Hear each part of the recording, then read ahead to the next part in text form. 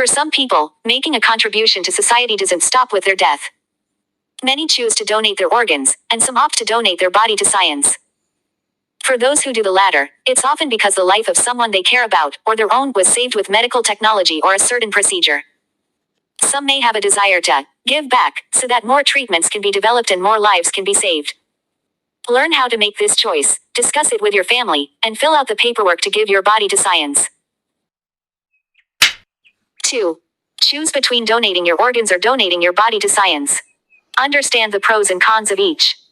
With donating your organs, your family can still hold a service for you and you can specify in advance which organs you'd like to donate. With body donation, your family may not get the chance to say goodbye before the body is collected. You also won't be able to specify how it is used. Decide how much control you'd like to have over what happens to your body after your death. Consider the great need for donated organs. Every day about 79 people receive an organ transplant while 18 die waiting for a donor. One organ donor can save 8 lives. 1. Understand what happens when you donate your body to science. Before you die, you will have chosen a facility or program and filled out the necessary paperwork. After you die, someone will contact the facility or program which will usually collect your body. Once they have your body, several things could be done with it. Donated bodies are used for testing new medical tools and equipment, testing car safety products, studying stages of advanced decay, studied for anatomy purposes, and testing new surgeries, among other things. Most programs want a complete body donation. Other programs request that you pre-register any planned organ donations before donating your body. 3. Understand when body donation is not accepted. Some programs will not accept very obese bodies and most will not take bodies with certain medical conditions, like Creutzfeldt-Jakob disease, hepatitis, HIV, or tuberculosis.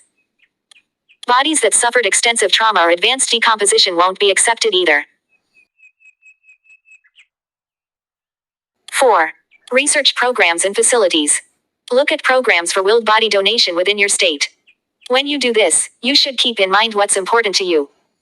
Here are a few of the things to consider when comparing available programs, facilities. Costs. Some programs will pay for body transport to the collecting facility, while others will charge. Find out what your family will be responsible for paying.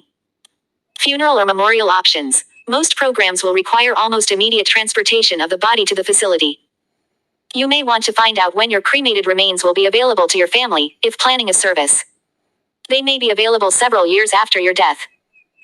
How to donate your body to science.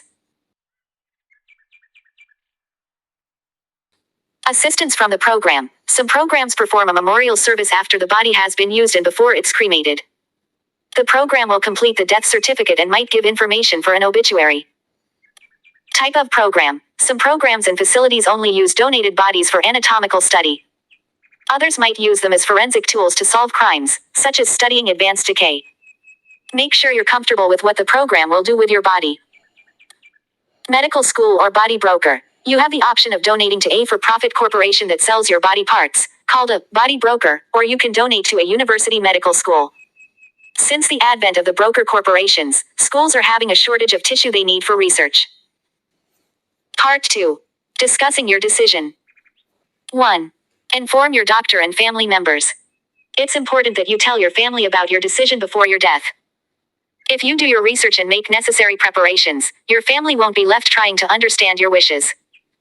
If you don't inform your family, this surprise could delay them in getting your body to the right facility in time. Check with the program you're using about transportation costs.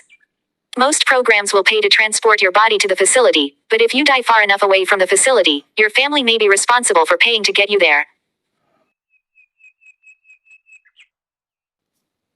2. Discuss funeral or memorial options. Your family will not be able to hold a funeral with your body present and they should be prepared for this. It may affect their ability to find closure. Inform them that they can still hold a memorial service or attend a commemoration service at the facility where your body was donated. 4.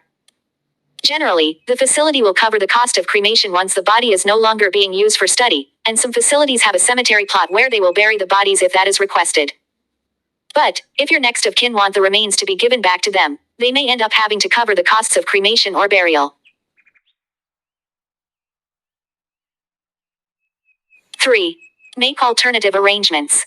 While you may be a good candidate for body donation and you've correctly filled out the paperwork, your body may end up being rejected. If your body decomposed, suffered trauma, or experienced a major operation, you may not actually be accepted. Decide what you'd like done if body donation does not work out. 5. Again, make these wishes clear to your family, since they'll be fulfilling them after your death. It's always a good idea to put it into writing and notify your attorney. Remember that you may be able to donate your organs even if you couldn't donate your body. While the decision to harvest suitable organs will be made at the time of your death, you should fill out paperwork and inform your family in advance. This way, if your body isn't accepted, your organs may be. Part 3. Filling out the paperwork to donate your body to science. 1. Get the correct forms. Once you've decided to donate your body to science and have selected a specific program or facility, make sure to get a registration packet. This will usually contain details in the consent form. This form must be completed, returned, and acknowledged. You may be given a wallet card to notify people of your intention to donate at the time of death. Carry it with you at all times. 2. Comply with details of the form. Some programs require you to fill out and sign the form in front of witnesses or a notary public. Be sure to read these details before filling out any paperwork. For example, you may need multiple witnesses over the age of 21.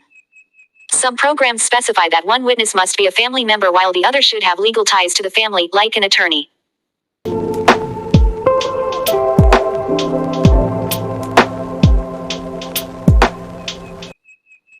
3.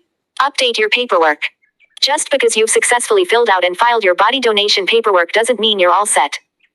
You need to update your will to stipulate the program details of the body donation. This is especially important if you fear your family may not honor your wishes after your death. If you change your mind about donating your body, you can always opt out of the program. To do this, notify the program in writing and file a copy with your attorney.